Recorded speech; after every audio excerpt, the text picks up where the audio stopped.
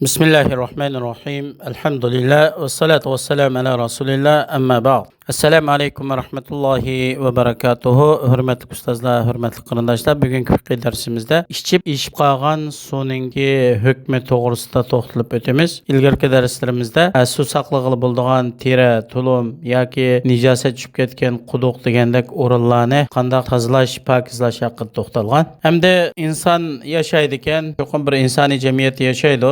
Ba'zi bir insonlar masalan yoki oilada o'zaro bo'lsin bir suvni ichib, suvning ma'lum bir qismi qolib qoladi. Buni to'kib o'tish kerakmi yoki birisi ichib qolgan suvni ishlatkili bo'lamdi, pokizmi degan bir masalalar bor. Bu jamiyatda maylan ko'p uchraydigan masala. Bu to'g'rida to'xtalib o'tamiz. Hamda odamning ichib oshgan suvi pokiz bo'ladi. Ya'ni bu odam musulmon bo'lsin yoki kofir bo'lsin, yoki pokiz holatdagi inson bo'lsin, yo junub yoki hayzdor ayol bo'lsin, har qanday holatda inson ichib oshirib qo'ygan suv pokiz bo'ladi. Buni ishlatkili bo'ladi. Illa aroq kech odam aroqni ichib og'zidan aroq eqitlam suvni ichib qo'ygan bo'lsa, bu suv najis bo'ladi. Chunki og'izdagi aroqninki suvga aralashib ketish ehtimollik bo'lganlikdan. Ammo normal holatda boshqa insonlarningki ichib oshgan suvi pokiz bo'ladi. Buning dalili nima desa, payg'ambarimiz sollallohu alayhi vasallamningki hadisida innal mu'mina la yanjus. Ya'ni mu'min najis bo'lmaydi deb hadis bayon qilingan. Abu Hurayra radhiyallohu anhu bir kun payg'ambar alayhisalom bilan yo'lda ko'rishiblar, yo'qolib ketgan. Birozdan keyin kelgan vaqtida payg'ambar alayhisalom nega va'dang deganda, ya Rasululloh, men junubdan bir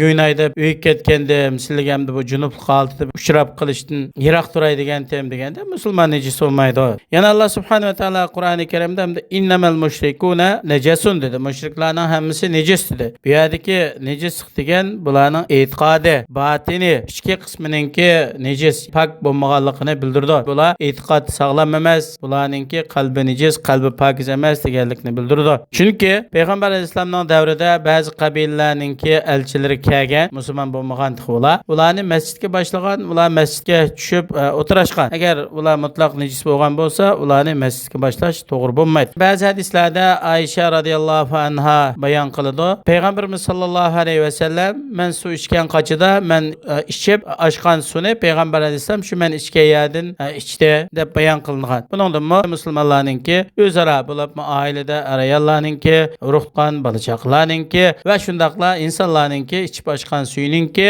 najis bo'lmaydiganligi, pokiz bo'lganligi bu dalillardan bayon qilinadi.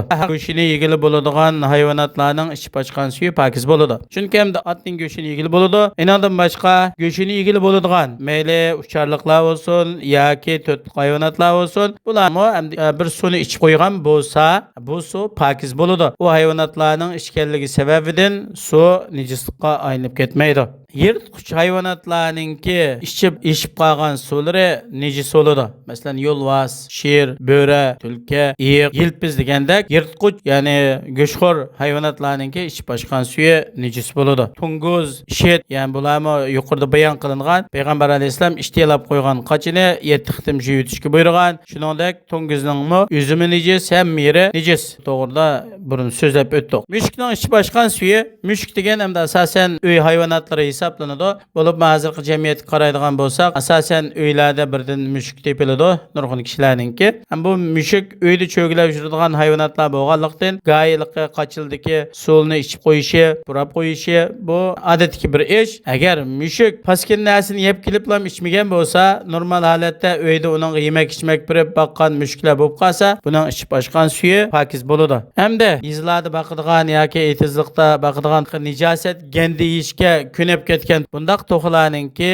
ichib oshgan suvi pokiz emas. Chunki bu to'xo sirtda gandiyab odatlanganlikdan buningki, ya'ni bundaq to'xlar ichib oshgan suvni ishlatkili bo'lmaydi. At bo'lsin, kala bo'lsin, to'gi bo'lsin, qo'y bo'lsin, nijosat yeyishga ko'nib qolgan mandaq hayvonotlar bo'lsa, garchi buning go'shi halol bo'lgan taqdirdimi, bular nijosatga ko'nib qolganlikdan, bular nijosat yeb kelib bir narsaga qo'yib qo'ygan suvni ichib qo'ygan bo'lsa, bu suv pokiz bo'lmaydi. Bunga diqqat qilish kerak bo'ladi. Shuningdek, boshqa yirtqich ucharliqlarningki va shularga o'xshash tırnaqları bilan yoki shu panjalari bilan panja qo'yib hayvonotlarni o'lab yeydigan mandaq ucharliqlarning ichib ochgan suvi pokiz bo'lmaydi.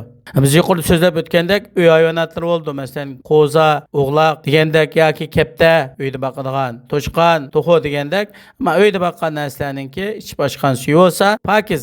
Eshak, xechir degandek hayvonotlar va izlarda dehqonlar ko'p ishlatildi. Agar bu mo'yliq bir suvni ichib qo'ygan bo'lsa, buning suvi asosan o'limali pokiz deb qaraydi. Hamda bularni bayon qilishdagi maqsad nima desa, inson davomli suvga ehtiyojli bo'ladi. Tarat ag'anda bo'lsin, yoki g'usl qilganda bo'lsin, yoki boshqa vaqtlarda suvga ehtiyojli bo'ladi. Yuqorida bayon qilingan odam ichib qo'ymagan, hayvonotlar ichib qo'ymagan pokiz bir suv yo'q vaqtida yuqorida bayon qilingan hayvonotlar ichib qo'ygan suv bo'lsa, buni qanday qilamiz degan vaqtida, boshqa suv tepilmagan vaqtida shu suv bilan tarat asi bo'ladi. Ehtiyotan tarat napilab tayammum qilib olsa, texmi yaxshi bo'ladi. Shunga bu masalada boshqa hech qanday bir suv yo'qkan, faqat yuqorida bayon qilingandek insonlar yoki go'shin yegili bo'ladigan hayvonotlar yoki go'shin yegili bo'ladigan uchar qushlar ichib qo'ygan suv bo'lib qolsa, boshqa suv tepilmagan vaqtida bu suv bilan tarat og'ili, g'usl qilg'ili va boshqa yuvishga tegishli bo'lgan kiyim-kechak degandek yoki boshqa o'rinlarni yuvsa, pokiz bo'ladi. Hayvonotlarning ta'lirmi go'shin yegili bo'ladigan hayvonotlarning ta'liri juqasa pokiz bo'ladi. Go'shin yegili bo'lmaydigan hayvonotlarning ta'liri pokiz bo'lmaydi. Alloh subhanahu va taolo hammalarni moddiy ma'naviy tarafdan pokiz bo'lishga muyassar qilsin. Assalomu alaykum va rahmatullohi va barakatuh.